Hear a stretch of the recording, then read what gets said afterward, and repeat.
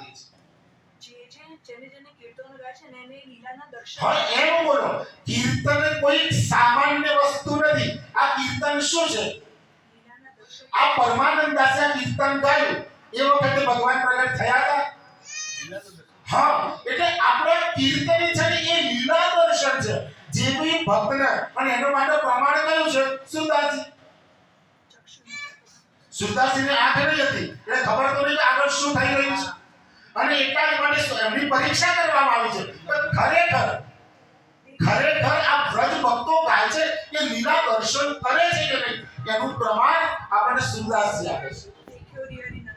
દેખ્યો રી હરિ આજ નંગમ નંગા. તો મતલબ શું થાય છે? કોઈ પણ તમે કીર્તન લો, અને કેટલાક કીર્તન તો એવા છે કે જેમાં ભગવાન અને ભક્ત વાતો કરી રહ્યા છે. હવે આ સારસ્વત દંડની લીલા અને આ કળિયુગમાં અત્યારના 500 વર્ષની વાત છે. તો જ્યાં સુધી કીર્તનની અંદર જો તમે ભાવ નહીં, ખાલી હું ગઈ રહું, એનો મતલબ નથી. કારણ કે એનો ભાવ સમજવો પડે. એ ભાવ આપણા હૃદયમાં ઉતારવો પડે. કારણ કે આજે મોટાભાગના કીર્તન કેમ કરતા નથી? સમજાતા જ નથી. અને સમજ્યા વગરનું. કારણ કે હું 4 દિવસથી આ ચોથો દિવસ થયો એક જ વસ્તુનો ભાર મૂકું છું કે ભક્તિ કેવી રીતે કરવી જોઈએ.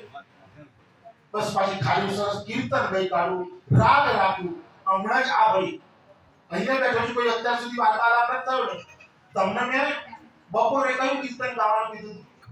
પુસ્તકમાં કીધું તું કયું? કે નીતિક શબ્દ યાદ છે?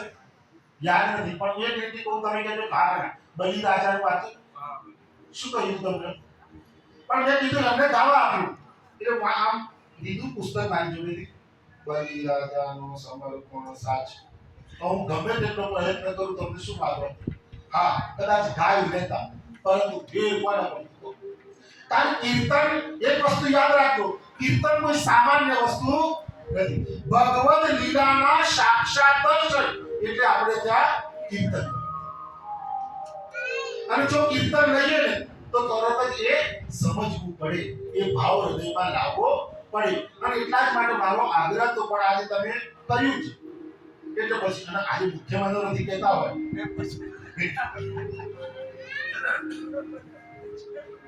ચાલો બોલો કૃષ્ણ કનૈયા. ઓ સીતારામ, ઓ સોમનાથ.